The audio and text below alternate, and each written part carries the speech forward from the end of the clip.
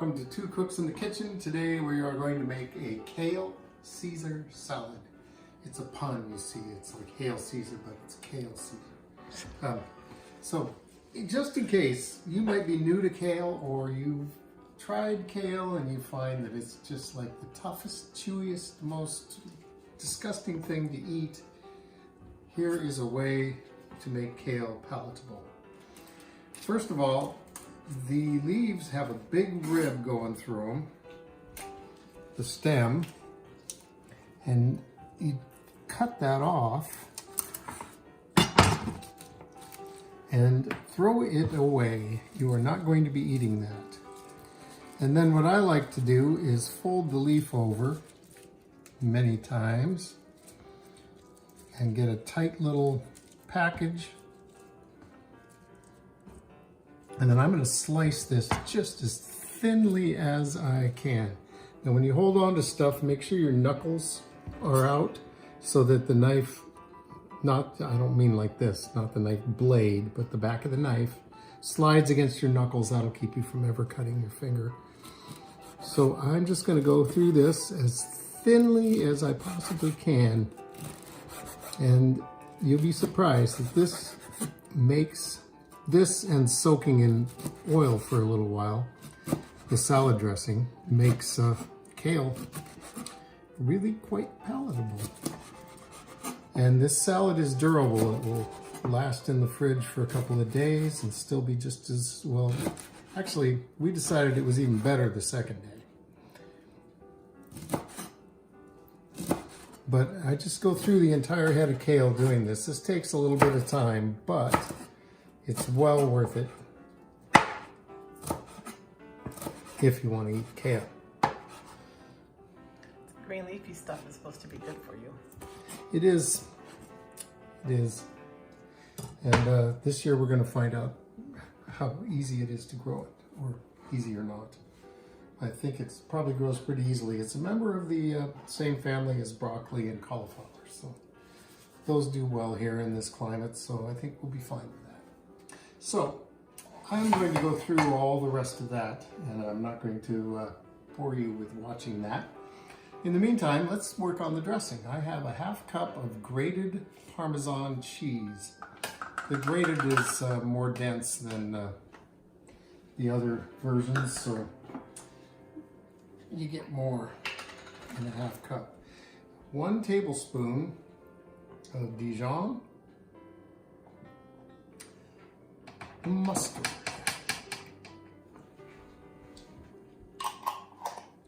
2 or 3 of these delicious fillet of anchovy. This little tiny jar was all we could find one day when we were needing anchovies. So that's what we've got. That'll help right there. And then 2 shakes of Worcestershire.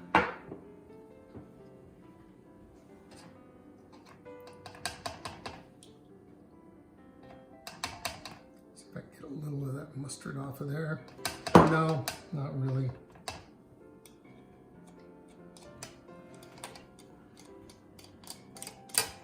Okay. And the juice and zest of 1 lemon. So, gotta zest your lemon first. And always with store-bought lemons, of course, you want to wash them first, because you never know what got on the outside of them. And that's the part you're eating when you use lemon zest. And I should mention that also about the kale.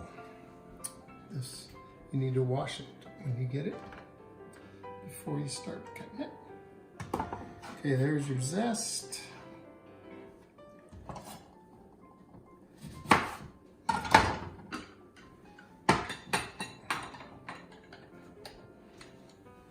Juice this lemon.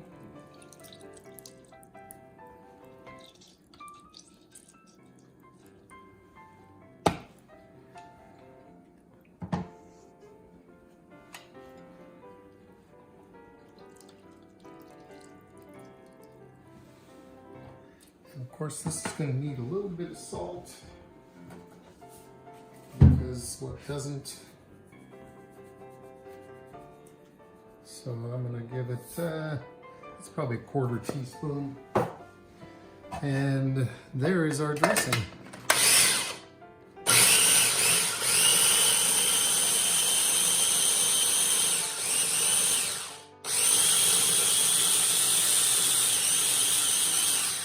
Smoke that well in the blender, and that's it. It's ready to go. We'll come back when it's time to combine that with the kale. All right, so we're getting close to ready to assemble. I have taken my kale into this form. It's all nice little shreds. Here's our pile of kale bones that we will not be using. Now, if you have we're going to add a 1/3 cup of oil to our dressing. I'm using sesame oil, which gives it a little bit of an extra flavor. You can use avocado oil, olive oil, whatever kind of oil you'd like. If you're using a regular food processor where you can pour the oil in while the food processor is on, do that because that helps it emulsify better. This little device here does not allow for that, so I'm just going to pour the oil in and let it go.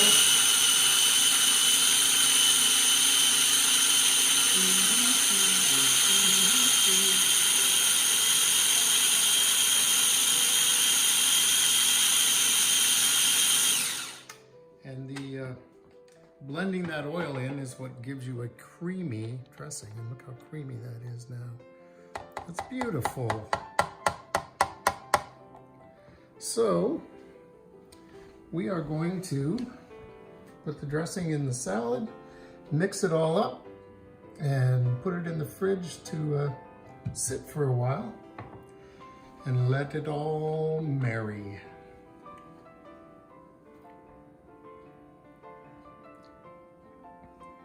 And I like to put some in, mix, mix, mix. Oh, you know what I forgot? Pine nuts? Pine nuts or some kind of nuts. Some kind of nuts. Almonds in this. We'll be back. Okay, I kind of like the sliced almonds for this. Pine nuts would work fine. Slivered almonds, you know, whatever nut you happen to like. Peanuts, I think would be good in here. Or you could make the dressing with peanut oil and put peanuts in there, and you'd have something there. But this just gives a little extra flavor and a little extra texture as you're going through the salad. So now let's get some more of the dressing in here.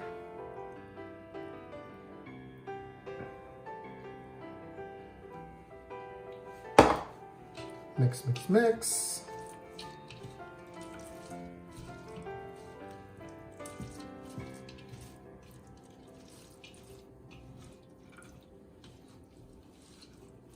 Oh yeah, that's looking good now.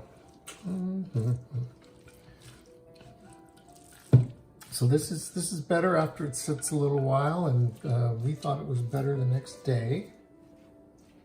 In particular, I think that looks like enough dressing. Okay, well, a little more in there, but I don't want to overdress this. That was kind of a small head of kale, so you're kind of at the mercy of your kale bundler at the grocery store.